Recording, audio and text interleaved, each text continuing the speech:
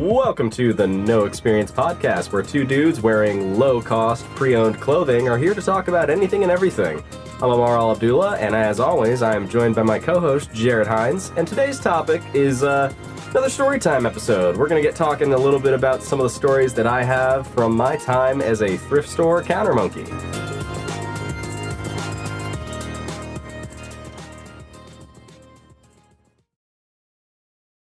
So, Jared, do you often shop at thrift stores?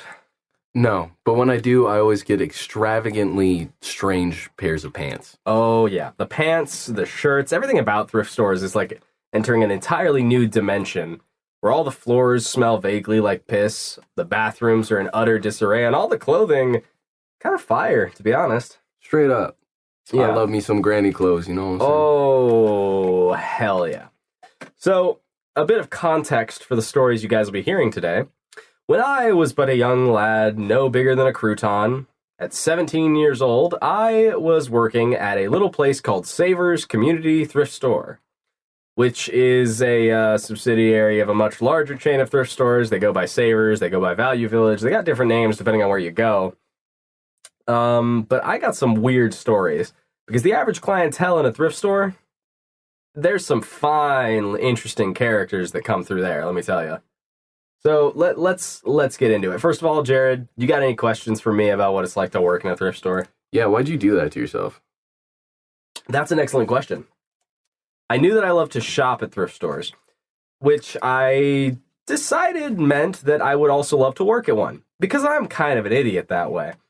You know, I have had that issue multiple times in my life, where I think just because I like to buy something and to use something, that means I would love to work there. I had that with the thrift store. Had that with Subway. Had that with the board game shop. I've had multiple jobs that I've worked where I was like, just because I like to come to this place means that I would love to work at this place. And that's very rarely the case, as I have found. I suppose to the audience listening at home, I have unsolicited advice, as I usually do. I always have unsolicited advice, don't I? Yeah. This piece is just because you like to buy something at a certain place, go shopping at a certain place, work at a certain place is not the same thing, okay? Working at a place is way fucking different than the customer experience. That's my advice. Most of you have probably already figured that out by now, but hey, maybe a word to the wise here. A job is a job, and you'll hate it one way or the other. Pretty much. I don't think I've ever had a job that I was like, oh, I really fucking like this. I like this better than being at home. I like this better than watching TV, you know? Like, I don't think I've ever had a job that good. I've had jobs that I like. You know, I liked being a cart roper. I currently like being a guy who picks up electric scooters, but I would never say I like it better than, you know, stuff that I actually like to do. It's still a job. Job is a job. Right. So, Ammar, why don't you tell us about some of the differences between being a now scooter pooter and a thrift store receptionist? Cashier, I think is the term you're looking for. Receptionist? Yeah, receptionist through the thrift store. You can only get in by appointment. Are you checking in for your appointment for Savers? Yeah, no, I would say the major difference is being a scooter scooper, practically no fucking customer service required. I hate serving customers. I hate it bad. Because I don't know what it is about people when they get into like a role where somebody is waiting on them, you know, like restaurants, grocery stores, hobby shops, wherever, right? Like you go into a store and suddenly people's vibe changes. Suddenly they're entitled little shits, you know? They're a kid who that's my toy and you're going to give it to me. It's my toy. I'm the one that found it, you know, like they just lose all sense of maturity and common decency when it comes to dealing with a cashier. Scooping scooters, none of that involved. I've had the odd person come by and tell me that I work for big tech and they hate me, but other than that, I don't really have to deal with customers that often. Wait, so people just like walk up to you and you're like, you fucking corporate big techie bitch boy? Oh yeah, all the fucking time.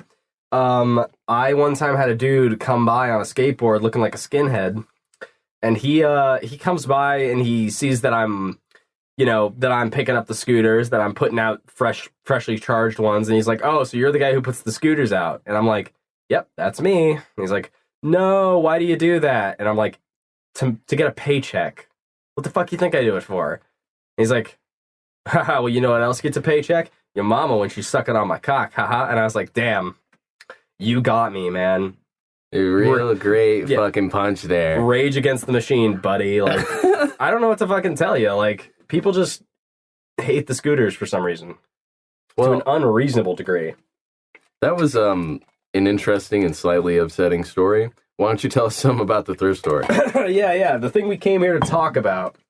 That very large digression aside, yeah, so the thrift store. I have some pretty crazy stories about people that would often come through the line. So, I think I'll save the best ones for last. So the first one I want to start with, this lady comes in once. She came in often. She was a fabrics lady, in that she didn't want to buy fresh sewing fabric from like a hobby store or like a Joann's or Walmart even. She came to the thrift store and bought pre-owned fabric. Okay. Yeah. So I called her the fabric lady. Or the sewing lady, as the case may be at any given time. But inventive. Yes, yeah, I know, right? I'm very good at naming things. So she would like come in and buy fabric all the time, and she comes in one time. She kind of walks up to my counter. She's got a fucking cart full of probably $200 worth of fabric.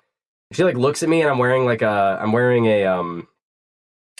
yin yang necklace. And she's like, "Oh, what's that? Are you a Buddhist?" And I'm like, "Yeah, like, a philosophical Buddhist more than anything, but yes." And she's like, "Oh, that's so great. Did you know Jesus and Buddha were the same person?" And I just spit like all over you. Oh yeah, he just gave me a nice spray. Do you serve towels with your showers out of curiosity? No, this is Sealand. Oh, good.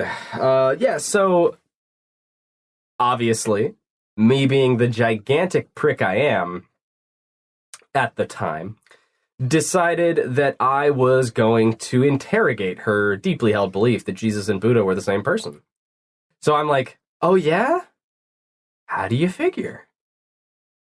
And she's like, "Oh, well, there's a portion of the Bible where it cuts 18 years out. There's 18 years of Jesus' life that aren't accounted for. And I think during that time he went to Asia and became Buddha." And I'm sitting here like, "Really? You don't say." What do you do? Walk there? Yeah, exactly. I'm like, he walked from Nazareth all the way to fucking Nepal? I find that unlikely. But more than that, if you did even the slightest ounce of research about this fantastical story she was presenting me, you would find that Buddha, Gautama Buddha, the philosopher, and Jesus Christ of Nazareth lived about 300 years apart from each other. Buddha had been dead for well over 300 years when Jesus was born. Because he was born somewhere in 500 to 300 BC and died around 300 to 200 BC, which means he was well dead by the time that that Jesus was born. Okay, there's no way they could have been the same person. Okay? Well, what you see, and not a very well-known fact about Jesus, is that he had a time-traveling machine. Oh, he was the first time traveler? Yeah. That makes sense. He's like, it's like Quantum Leap, He's constantly leaping through time, and he hopes every leap will be the next one home, Yeah, in fact, he was on the very popular European broadcast channel, the BBC. Really? The BBC? The BBC. Acting for a show. What show, buddy? Doctor Who. Doctor Who. So I've never seen Doctor Who. It's about a time-traveling alien, which also means that Jesus was an alien. Okay, so you've taken her insane story and you've pushed it over the edge, right? Like, I could almost see how she might believe that.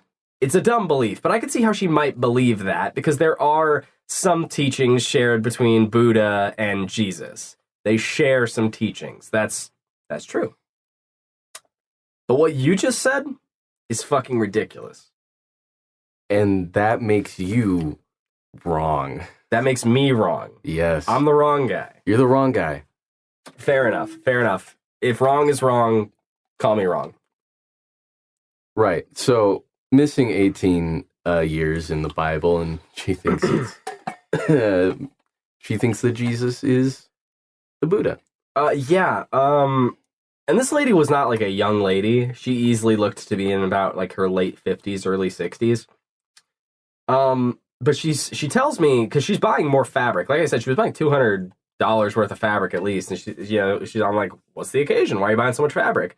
She's like, well, this is the last time I'll come to this thrift store. And I'm like, oh, really? Why is that? And she's like, well, my dad just died and I'm moving to the beach. I'm like, bitch, you waited this long to drop that Buddha bomb on me, and now you're moving to your dead dad's beach house. And we ain't even really gotten started yet, Jared. I believe you. What the fuck? Yeah, the stories only get weirder from here. She goes on this long tangent about how Jesus is the Buddha because of missing years in the Bible, and then she goes, "Yeah, this is my last time at Savers because my dad is dead, and I'm going to the beach." Like, I'm not going to sit around and grieve. I'm going to move on to celebrating. Yeah, well, apparently her dad owned a beach house, so she was moving to her dad's beach house right after he died, basically. And I'm like, damn, how long have you been waiting for the old man to croak? Honestly, me too. I guess, man, like... I ain't gonna wait on luxury, bitch. Fair enough. Okay, so that's a fun story. Let me move on to the story of when I was almost robbed while working the counter at Savers. So, I was working the counter. It was probably like... Gosh, I want to say October, maybe November. It was pretty cold outside. I'm working the counter. It's about getting to closing time. Most people have kind of cleared out of the store at this point. I see a guy coming up in like a big puffy jacket. And that in and of itself during November is not that strange. So he walks in the door and he comes up to the counter, right? And he's kind of like giving me the stink eye, and I look at him like, oh, we close in 5 minutes, sir. So whatever you got to get, I'd recommend hustling. And he walks up to the counter and he pulls a gun out of his jacket. Yeah, Jared just almost did a spit take about that one. What? Now, don't be startled. It was not. Well, it wasn't a real gun, and I could tell as soon as he pulled it out. It was a paintball gun that he had flagrantly painted black with matte black spray paint. So I look at it and I'm like, I'm sorry, what? He's like, give me all the fucking money. Give me all the fucking money out of the safe. I'm like, it's a drop safe. I can't open it. And he's like, we'll get someone out here who can open it. I'm like, okay. So I pull out the phone. I hop on the little receiver to speak over the intercom. I'm like, Paula, I need help at Register 1. Now, Paula, she was the sweetest, cutest little Mexican lady. She was such a sweetheart. I loved Paula. She's up in the office that overlooks the entire store. She sees me getting held up, quote unquote, by, a guy with a paintball gun. So she grabs the emergency bat that we kept up in the office and comes walking down. She walks down to this dude with the paintball gun, and she's like, how can I help you, sir? He's like, I want everything out of the safe. Points the paintball gun at her. She looks at it, and she's just kind of like, you fucking serious? That shit's not real. That's not a real gun. Anybody can look at that and tell that's not a real gun. What are you gonna do? Paint me like one of your French girls? Yeah, right? Like, the dude shits his pants, basically. I've never seen a dude look this terrified. His eyes go wide as fucking saucers, his mouth kind of droops open, he's kind of like, I. Drops the paintball gun and leaves. We didn't even call the cops on him. It just didn't even feel like it was worth it, Yeah, why would you? Fucking an officer gets there. It's like, and you're like, yeah, officer, he had a paintball gun. Yeah, he threatened me with a paintball gun. Like, no, we're just gonna let him go. The poor dude probably fucking was just looking for money to eat. Yeah.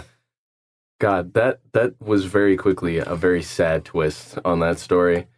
Yeah, well, but it's true. I mean, the dude probably wasn't, out here searching for money because his life was going well, all right? Particularly not with a paintball gun. Yeah.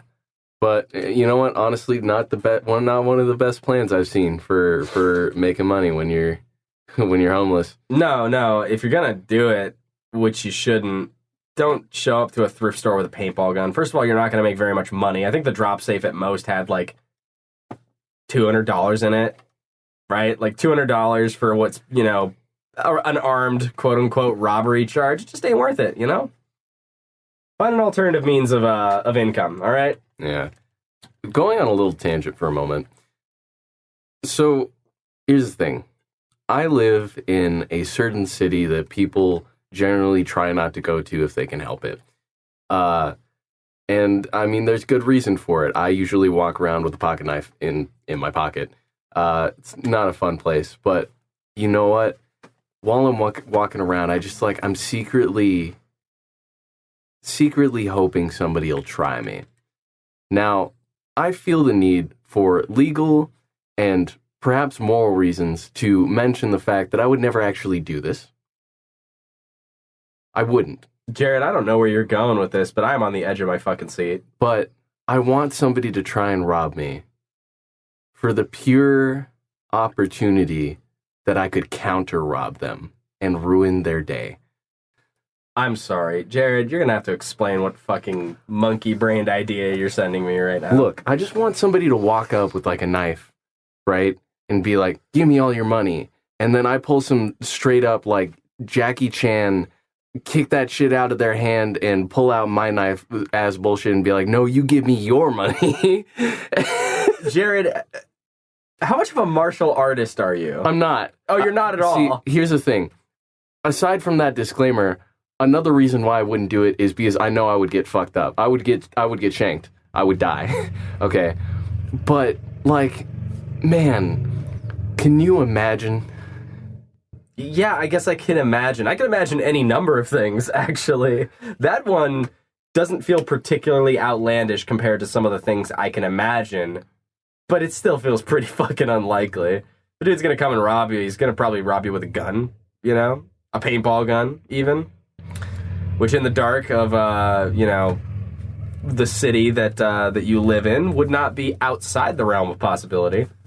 I mean, like, what does a dude with a paintball gun gonna do to me? Gonna call me Mona Lisa and shoot me with fucking browns and tans? Yeah, he's gonna shoot you with a paintball gun is what he's gonna do. I mean, like sometimes a cigar is just a cigar and sometimes a paintball gun is just a paintball gun. We don't have to sit and guess about what he's gonna do with it. He's gonna shoot you with it. And getting shot by paintballs hurts. I mean, it does. It ain't gonna kill you, though. Yeah, you'll get some welts. Yeah, you'll just walk it off. You'll be fine. So before we get to the big finale story of my time at Savers, I'd like to share a few quick non sequiturs of strange shit that I found during my time working at Savers. So stuff would get donated a lot. Savers was the kind of thrift store where we had a secondary donation company that works out of our city that would bring us donations. So people would, leave shit out on their curb or in a drop box around the city at different grocery stores, and it would all get brought to the Savers I worked at. So we had a lot of shit get donated. And over my time there, I saw some weird shit come through the donation area. For instance, I don't know how many people out there are familiar with Magic the Gathering, the collectible trading card game. But we had one time, I shit you not, had about what I think was $15,000 worth of rare cards come through the donation area. What the fuck? I'm dead serious. All stuff from the original old sets of the game that was worth about $15,000 collectively. I'm pretty sure. I'd need to consult my old boss who bought the cards for how much money he made off of it, but it was something exorbitantly high like that. How the fuck? Surely this was like somebody's mom and their kid had like moved out. Yeah. And left their cards behind or something. Well, yeah, it was just some like old. It was, as far as I had heard, I didn't actually see the person who donated it, but it was like some old lady, some grandparents maybe who were cleaning out their attic and found shit that one of their grandkids had left there. Still, that is fucking God. I can't imagine how messed up whoever owned those cards was. He probably didn't even know. He probably didn't even know that shit was worth money. He probably just left it there, and his grandparents called him and it's like, hey, do you want your old Magic cards? And he's like, nah, just give them away, right? Oh my God. My manager got a hell of a payday that day, though. Yeah, I imagine. Oh yeah. Other weird stuff that came through there. I one time saw, I don't know if you've heard of these, but there was a really popular jacket I think sprung up in like the 80s and 90s called a members only jacket. And one of those came through our line once. It was basically just this really popular type of jacket from like the 80s or 90s that came through our line once. And we put it out on the rack for, I kid you not, $60. Because apparently they are very collectible or something like that. But that came through the line once. In terms of weird shit I saw while cleaning the store, because that was another one of my duties, was, you know, not just to work the register, but I also had to clean up the store quite often. One time I went to go clean the bathroom and I found shit on the ceiling. What kind of cannon asshole does that guy have? Now, here's the thing. I'm pretty sure, I'm 100% sure, this dude probably shit into his hand and threw it at the ceiling, because I saw that the shit was like in a pile on the floor next to the place where it had been thrown into the ceiling. So my theory is that some guy, probably strung out on meth or heroin, as was a pretty decent part of the clientele at this particular thrift store, shit into his hands, flung it up into the ceiling, and then left it there on the floor. Luckily, we had a cleaning crew that I could defer that to, so I didn't actually have to clean the shit off the ceiling, but he did it. Someone threw that shit right up into the ceiling. Do you think he was trying to say something with that?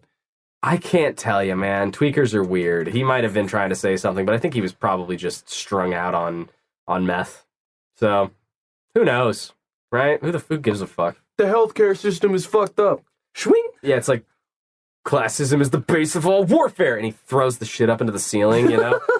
I don't know. I don't care, frankly.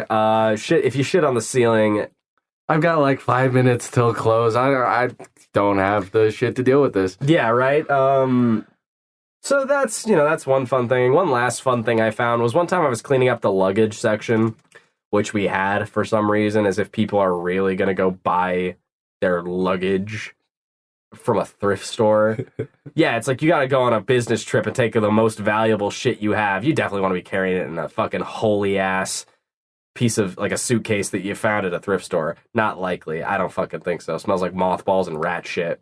But I was cleaning up that area and I found, covered in ants, a bag of Burger King chicken nuggets, a full bag of Burger King chicken nuggets tucked underneath the luggage. It was just covered in ants. So that's just some stories of some fun stuff I found while I was working there. I'm glad you didn't say that you ate it. No, even I have more dignity than that. Okay, so the last story, the final story, the most important one. This is about the lady who crashed through the front window.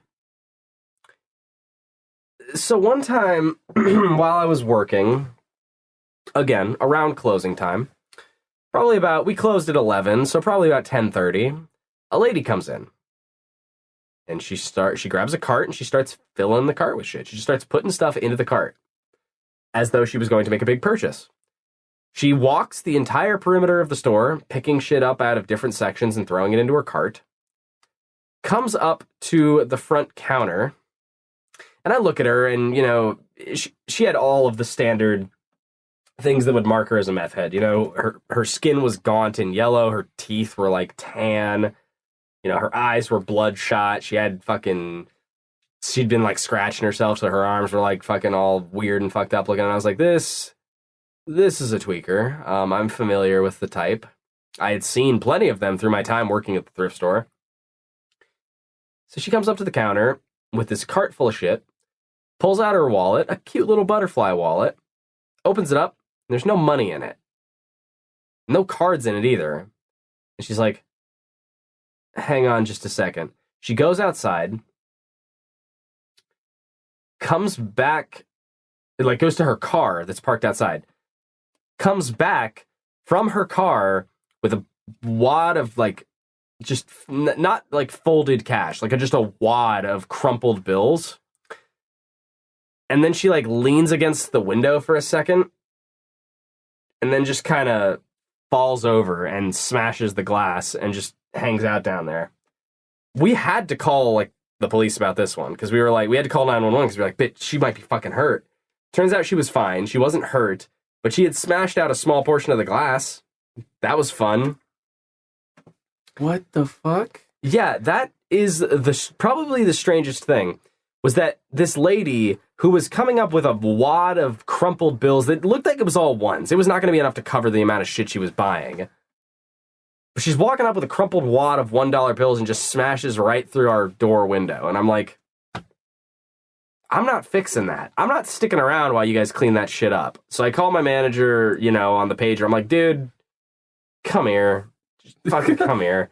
And she comes down to the counter and is like, what the fuck happened here? And I'm like, she's strung out on something. She smashed through the window.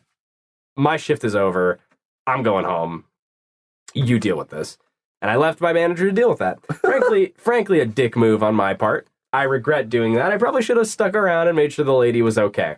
But it turned out she was fine. I don't even think she got busted for, being on drugs or whatever else shit might have been going on in that poor woman's life. But yeah, that's the story of the time that someone broke right through the glass door at Savers. She must have been so fucked up. And I imagine, like, she probably hadn't eaten or anything. Well, apparently we keep chicken nuggets in the back under the luggage. So. We had some for her. Yeah. That's awful. God. I don't condone treating the homeless or the drug addicted poorly. Please don't. Yeah. Please don't take that out of context. Don't do that. We are representing both demographics here. Yeah. But, God, that is honestly so sad. Yeah, that was a sad story. Equal parts sad and funny. Yeah. Because it's funny to think like, oh, poor meth head crashed through the fucking window. Like, but when you say it like that, you realize we're all kind of shitheads laughing at some poor lady's misfortune. So, if you go to a thrift store, maybe don't go strung out on meth. You might just crash through the window. Yeah, and that would be a real shame. God, there's nowhere else to go from there. So we're just going to call that our stopping point, ladies and gentlemen. As always, this has been the No Experience Podcast with Jared Hines and Ammar Al-Abdullah. We thank you so much for tuning in with us. We're setting up an email that you guys can send in topic suggestions to. We don't guarantee that we'll do any of them, but we might do some of them. You can write in with questions, ideas. You can insult us. You can compliment us. That would be a lot nicer. We got Facebook, Twitter, Instagrams. You can subscribe to us on YouTube and SoundCloud. Thanks so much. We love you, everybody. Thanks for listening. And don't miss our OnlyFans. Oh, yeah, and don't miss our OnlyFans. I'm going to be posting buck naked ass pictures of me recreating Renaissance art.